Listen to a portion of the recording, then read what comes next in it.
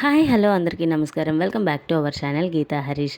చాలా రోజులైపోయిందండి వీడియో తీసేసి. మళ్ళీ కుకింగ్ వీడియోస్తో అయితే మేము ముందుకైతే వచ్చేసాను. ఈరోజైతే చాలా సింపుల్ వేలో కొత్తిమీర అండ్ టమాటో రోటి పచ్చడి ఎలా చేసుకోవాలో చూపించబోతున్నాను. ప్రాసెస్లోకి వెళ్ళే ముందు మన ఛానల్ అయితే అందరూ సబ్స్క్రైబ్ చేసేసుకోండి. కొత్తగా చూసే వాళ్ళు కూడా సబ్స్క్రైబ్ చేసేసుకోండి. ఫస్ట్ ఎక్కడైతే నేను 2 కట్టెల కొత్తిమీర తీసుకున్నాను. అలాగే పావు కిలో టమాటాలు తీసుకున్నాను.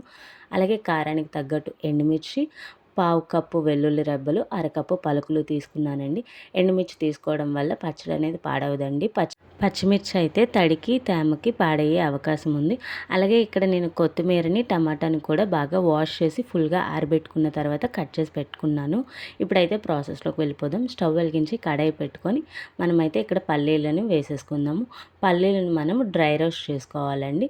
సో ఫస్ట్ అయితే ఒక 50% డ్రై రోస్ట్ చేసుకున్న తర్వాత కొంచెం ఆయిల్ వేసుకొని మిగిలింది ఫ్రై చేసుకోవాలి. ఇలా ఫ్రై అయిన వాటిని మనం మిక్సీ జార్లోకి తీసేసుకోవాలి. మనం పలుకుల్ని టమాటాలని కలిపితే పలుకులు సరిగ్గా నలగవండి, అందుకే ముందే వేపేసుకోవాలి. అలాగే మళ్ళీ కొంచెం ఆయిల్ వేసుకొని అలాగే ఎండుమిర్చిని కూడా వేపేసుకోవాలి. వీటిని జస్ట్ 1 మినిట్లో వేగిపోతాయండి. చూసుకొని జాగ్రత్తగా వేపేసుకోవాలి మాడకుండా. ఇవి వేగిన తర్వాత వీటిని కూడా పలుకుల్లోకి తీసేసుకోవాలి. ఇప్పుడు ఈ రెండింటిని బరకగా మనం మిక్సీ పట్టుకోవాలి. ఇప్పుడు ఇవి తీసుకున్న తర్వాత అదే కళాయిలోకి మరి కొంచెం ఆయిల్ వేసుకోవాలి. ఒక 2-3 స్పూన్లు ఆయిల్ వేసుకున్నాక వెల్లుల్లి రెబ్బలను అయితే వేసేసుకోవాలి. ఈ వెల్లుల్లి కొంచెం వేగిన తర్వాత దీనిలోకి 1 టేబుల్ స్పూన్ జీలకర్రను అయితే యాడ్ చేసుకోవాలండి. జీలకర్ర డైజెషన్కి చాలా మంచిది. సో ఈ జీలకర్ర బాగా వేగిపోయిన తర్వాత దీంట్లోకి అయితే మనం కొత్తిమీరని యాడ్ చేసుకోవాలి.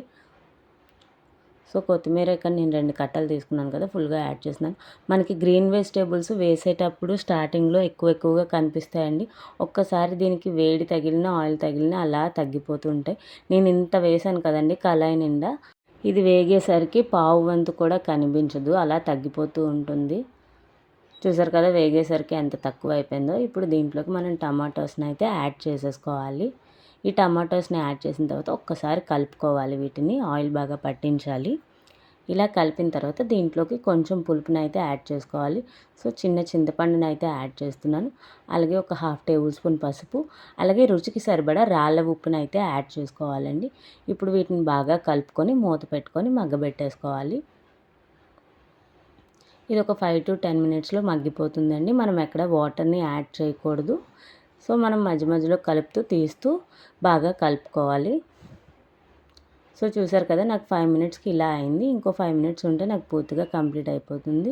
చూసారు కదా ఆఫ్టర్ ఇంకో 5 మినిట్స్కి ఇలా అయిపోయింది. చక్కగా మెత్తగా మెదిగిపోయింది. టమాటా పైన తోలు కూడా సపరేట్ అయిపోతుంది.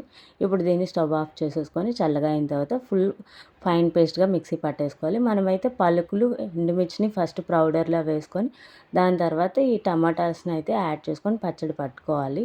ఇక్కడ నేను దీన్ని ఫైన్ పేస్ట్లా చేసేసుకుంటున్నాను. ఎవరికి ఏ రకంగా కావాలో అలా చేసుకోవచ్చు. కొంతమంది కచ్చాబచ్చాగా చేసుకుంటారు, నేనైతే ఫైన్ పేస్ట్ చేసేసుకుంటున్నాను. ఇప్పుడు పోపు కోసం స్టవ్ వెలిగించి కడాయి పెట్టుకొని ఆయిల్ వేసుకోవాలి. పోపుల కోసం ఎప్పుడు కొంచెం ఆయిల్ ఎక్కువే పడుతుందండి. ఇప్పుడు ఈ ఆయిల్ హీట్ అయిన తర్వాత మనం పోపులను అయితే యాడ్ చేసుకోవాలి. ఈ పోపుల్లోకి మనం శనగపప్పు యాడ్ చేయకూడదండి, ఎందుకంటే నిల్వ పచ్చళ్ళైనా ఇలాంటి పచ్చళ్ళైనా శనగపప్పు వేస్తే బూజు పట్టేస్తాయి. సో శనగపప్పుని స్కిప్ చేసేసేయండి. అలాగే కారానికి తగ్గట్టు ఎండుమిర్చి, కొంచెం కరివేపాకు వేసుకొని ఫుల్గా వేపుకోవాలి. ఇవి మాడకుండా జాగ్రత్తగా వేపుకోవాలి. ఇందులోకి అయితే కొంచెం ఇంగువనైతే యాడ్ చేస్తున్నాను. ఇప్పుడు ఈ పోపు బాగా వేగిన తర్వాత స్టవ్ ఆపేసుకొని మనమైతే పచ్చడిని యాడ్ చేసేసుకోవాలి. ఈ పచ్చడిని యాడ్ చేసుకున్న తర్వాత పచ్చడి పూర్తిగా చల్లగా అయిన తర్వాత ఒక ఎయిర్ టైట్ కంటైనర్లోకి తీసుకొని జాగ్రత్తగా తడి లేకుండా వాడుకుంటే బయట అయితే ఒక 3 to 4 డేస్ నిల్వ ఉంటుంది. అదే ఫ్రిడ్జ్లో పెట్టుకుంటే ఒక వారం రోజుల వరకు నిల్వ ఉంటుందండి. ఇది ఇడ్లీ, దోశ, చపాతీ ఏ టిఫిన్లోకైనా సైడ్ డిష్గా చాలా బాగుంటుంది కాంబినేషన్గా. మీరు కూడా ట్రై చేయండి. అలాగే ఎలా వచ్చిందో కామెంట్ చేసేసేయండి. ఈ కొత్తిమీర పచ్చడి కనుక మీకు నచ్చినట్టయితే లైక్, షేర్, కామెంట్ చేసేసేయండి. అలాగే మరిన్ని ఇంట్రెస్టింగ్ వీడియోస్ కోసం మన ఛానల్ని అయితే సబ్స్క్రైబ్ చేసేసుకోండి. Bye bye. Thank you for watching.